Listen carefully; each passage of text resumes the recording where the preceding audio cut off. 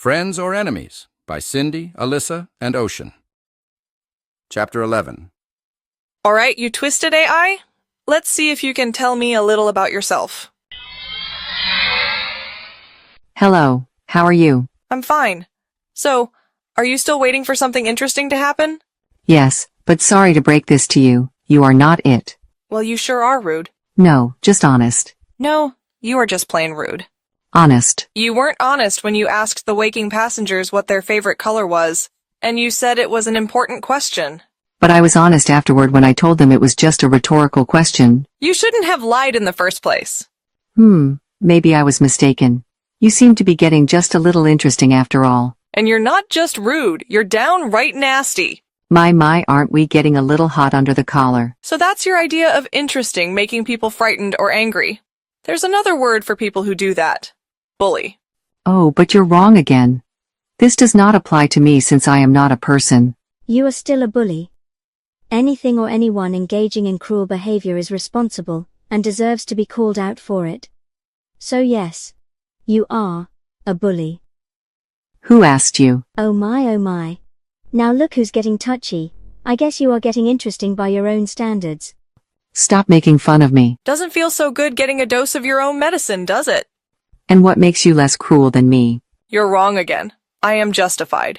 You are cruel. Before you spit out another snide retort, Jessica does not get her kicks watching helpless passengers terrified over the possibility of getting burned to death. You have.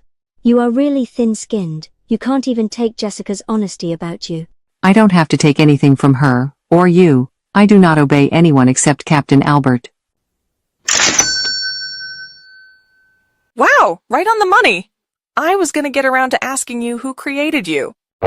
Wait, Captain Albert? Wow, you sure catch on fast. That's enough out of you, you defective excuse of a droid.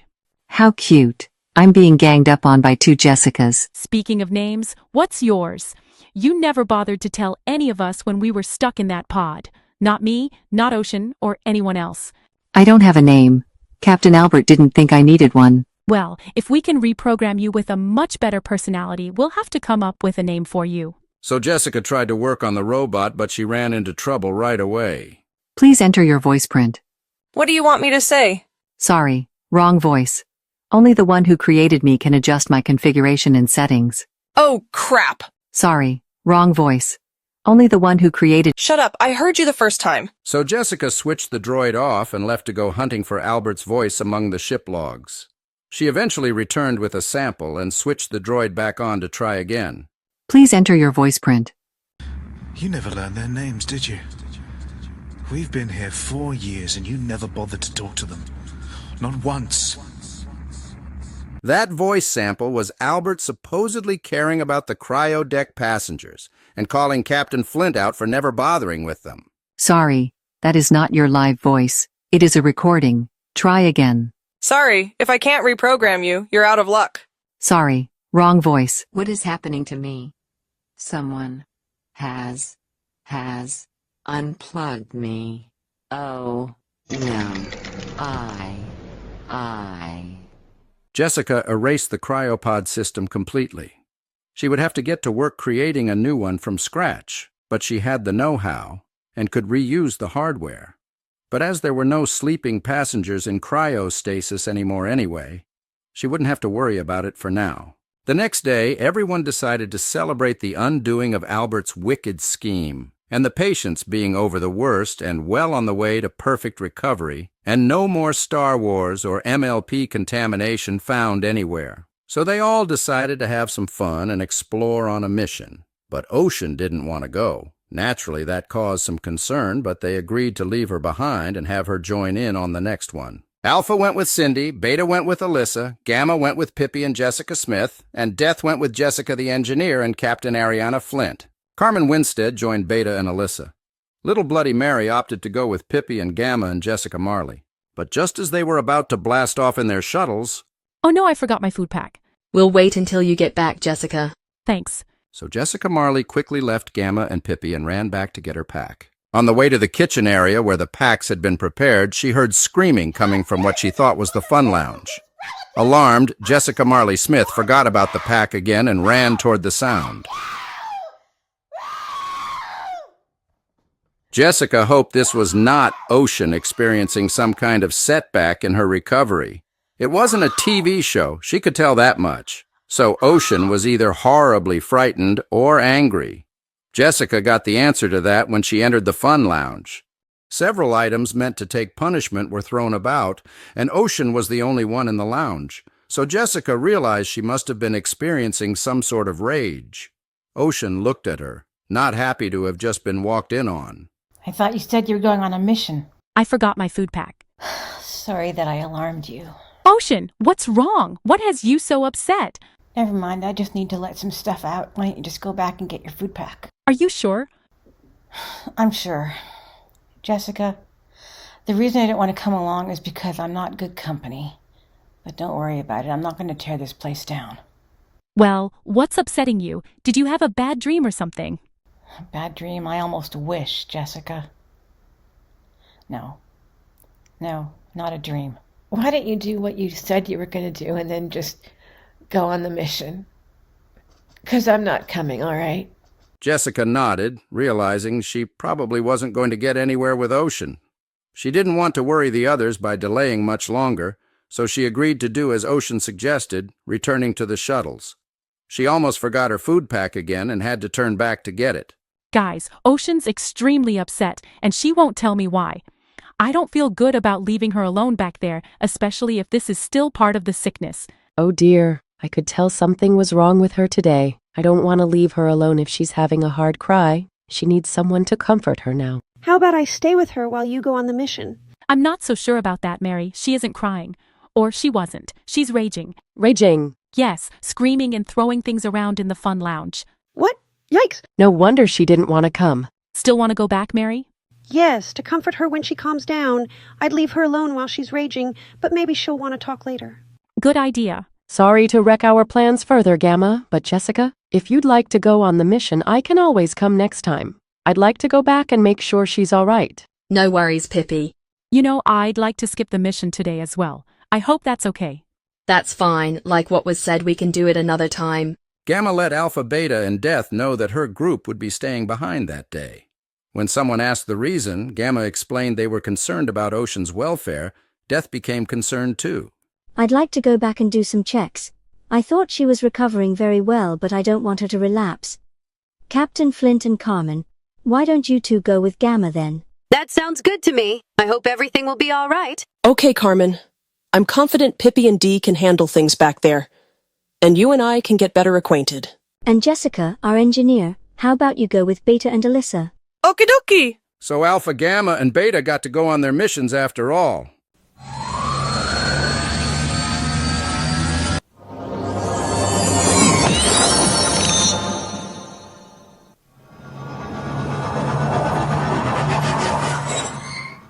They met another ship and attempted to communicate with it.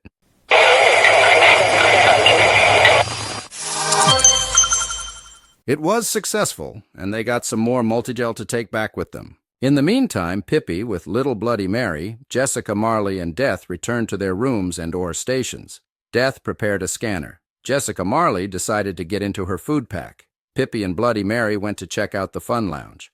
But when they arrived, Ocean wasn't there.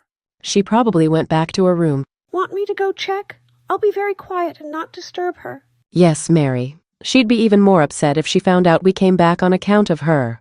I'll be here when you get back. I want to check out the most recent log and hopefully find out what this is all about. So little Mary set off, and Pippi found the logging device for the fun lounge. She selected that day's recordings, and there was a lot going on almost as soon as everyone left for the shuttles. Ocean came into the fun lounge alone, and she was heard screaming out her rage at someone who had mocked another person over their concern for a sick loved one. The sounds of things being thrown about were heard along with the shouting. You know you're going to lose her, right? That is what you said to somebody who was concerned about their sick mother! How dare you! Pippi scowled, disgusted that someone could be this heartless.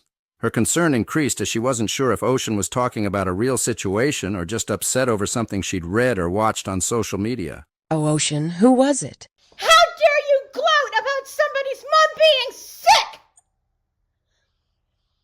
And then you expected us to feel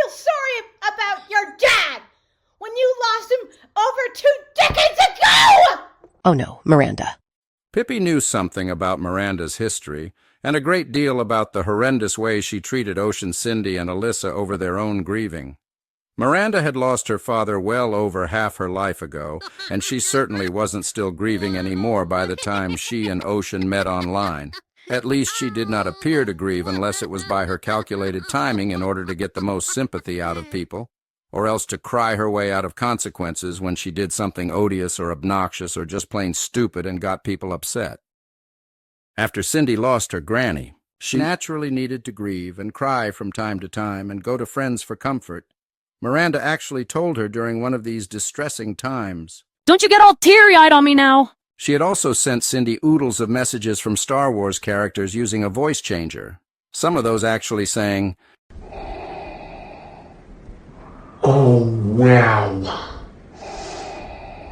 Wow. I'm so sorry to hear about your grandmother's passing. She is now one with the Force." And that was Anakin/Darth Vader, so he went straight into babbling on about Force ghosts. Then Miranda's Luke added to the insane insensitivity with, "Hi, Cindy. It's Luke.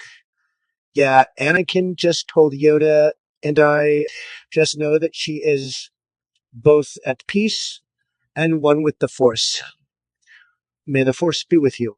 Miranda was as self-absorbed and insensitive toward Ocean's mother's death. When Ocean tearfully informed a chat room of the sad news, Miranda turned it around to be all about herself after the tiniest effort at a condolence. "Elf, I'm so sorry about this. I'm crying myself." She really thought it was necessary to make people sorry for her when it was Ocean who was devastated and needing support. She had talked with Ocean's mother occasionally during the years she and Ocean had chatted, but even now Miranda wouldn't spare one kind word about Ocean's mother, or even a truly supportive word to Ocean. All she said was, "Oh my gosh. This is so shocking." What was really shocking was the next thing Miranda said. "But anyway, otherwise, I'm doing good." But anyway, otherwise, Miranda was feeling good? Really? Miranda actually said that during a message that was supposed to be a condolence. Ocean had every right to chew Miranda out for this unbelievable selfishness, but she didn't. Just as Cindy would have had every right to give Miranda a good scolding for spitting all over her granny's passing with Star Wars. Cindy also hadn't said anything at the time. Both girls really were incensed, but too devastated to deal with Miranda then. Next thing Miranda had done was make herself out to be some kind of hero narrator of Ocean's life. "Just wanted to let you all know that Elf is not going to work this week. She's taking off work this week. She has to." Whether or not Ocean took off work was not only rather unimportant concerning the chat. It was Ocean's decision to make, and her right to mention or not mention it to the chat. Miranda was so desperate to be the be-all and end-all, the most important person and center of attention, that she couldn't even respect people during the worst experiences of their lives. Miranda knew not to tell Ocean that her mother was now one with the Force, but she still did not have the decency to leave Star Wars at the door with the very next thing she said. "Hey, Ocean. We love you dearly, and we will grieve with you. You're not alone in this. Or as Master Yoda says, alone you are not in this. Here we are with you." Ocean could take no more of Miranda and struggled for nearly a year trying to figure out how to get that overgrown child out of her life without hurting her. Miranda was doing just the opposite, getting more clingy and desperate as Ocean pulled away. She lived under the delusion that she could control Ocean, who absolutely needed her. She just kept being incredibly inconsiderate, then trying to manipulate Ocean to keep her compliant. Miranda would laugh things off when Ocean got annoyed. Ocean used to laugh back, then all would seem okay again. And then Ocean stopped laughing. Miranda would issue quick little sorries when Ocean expressed displeasure at something she did or said. Or Miranda would deliver long-winded melodramatic fake apologies full of excuses and blame-shifting. Ocean got especially irritated by those tactics. Or Miranda would give Ocean the love-bombing treatment and tell her how afraid she was of losing her. Ocean got sick of this over time and eventually stopped reassuring Miranda she wasn't leaving. Miranda had tried many times to get Ocean to promise never to leave her no matter what, but Ocean never agreed to this. She only told Miranda she wouldn't leave unless Miranda did something to make her leave, specifically anything cruel. And Miranda did many cruel things because of her narcissistic personality. When she couldn't plead, cajole, or just force herself or Star Wars on the others anymore, she stormed off their chats and bashed them to other people. When she called Cindy, Ocean and Alyssa losers and freaks, Cindy and Alyssa were insulted. Ocean was not. She was disgusted at just how immature Miranda really turned out to be. She was disappointed things had to end that way, but greatly relieved she and the others had made the right decision by standing up for themselves and getting rid of a person who valued Star Wars far above real flesh and blood people who did care about her at one time. But narcissists are in love with their anger and hatred, and they need to believe they are making someone suffer. That is a power rush for them. Trying to control and hurt people is what gets them high, but name-calling wasn't enough for Miranda. And a couple months later, Miranda couldn't let Ocean go, for she cyber-bullied her through other people. Miranda was so sadistic that she wanted Ocean utterly destroyed in endless anguish and agony for rejecting her Star Wars. She had people harass Ocean with death threats, threats of being locked up, insults, and she also sent people after Cindy, trying to coerce her to abandon Ocean. Miranda harassed people she knew were acquainted with Cindy, and tried getting them to bully Cindy and to hate Ocean based on Miranda's lies. Miranda was willing to do this to a person who she wouldn't even allow to heal from grief over her mother's death. Now, all of this came back to Ocean when she had learned of Miranda's taunting someone else whose family member was ailing. All the disappointment, anger, and extreme disgust was being let out as Ocean's screams were heard in the ship log.